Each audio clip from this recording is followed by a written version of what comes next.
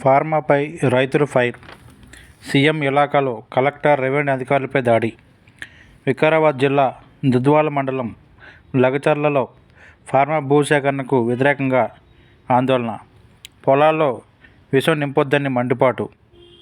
భూసేకరణ సభ కోసం వచ్చిన కలెక్టర్, అడిషనల్ కలెక్టర్లపై రైతుల ఆగ్రహం.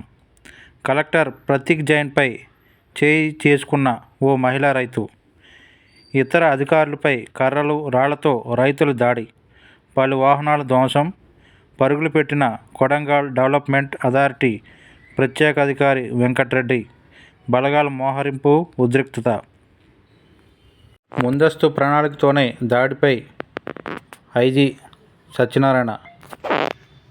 సీఎం రేవంత్ రెడ్డి సొంత నియోజకవర్గం కొడంగల్ పరిధిలో ఫార్మా నిర్వాసిత రైతులు కన్నెర్ర చేశారు. భూసేకరణపై గ్రామసభ నిర్వహించేందుకు దుద్వాల మండలం లగచర్లకు వచ్చిన అధికారులపై విరుచుకుపడ్డారు. పచ్చని పొలాల్లో విషం నింపొద్దని, తమ భూముల్లోకి ఫార్మాను రానిచ్చేది లేదంటూ మండిపడ్డారు. వికారాబాద్ జిల్లా కలెక్టర్ ప్రతీక్ జైన్, అదనపు collector Lingya Nayak, Kodangal urban development authority ప్రత్యేక అధికారి వెంకటరెడ్డిపై దాడికి దిగారు.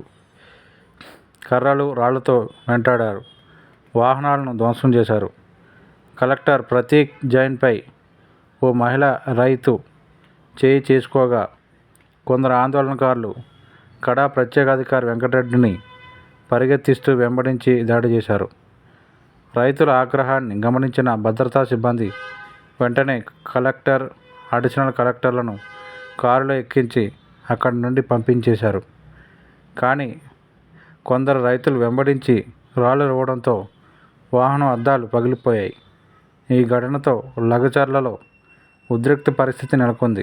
గ్రామంలో 250 మందికి పైగా అదనపు బలగాలు మోహరించారు.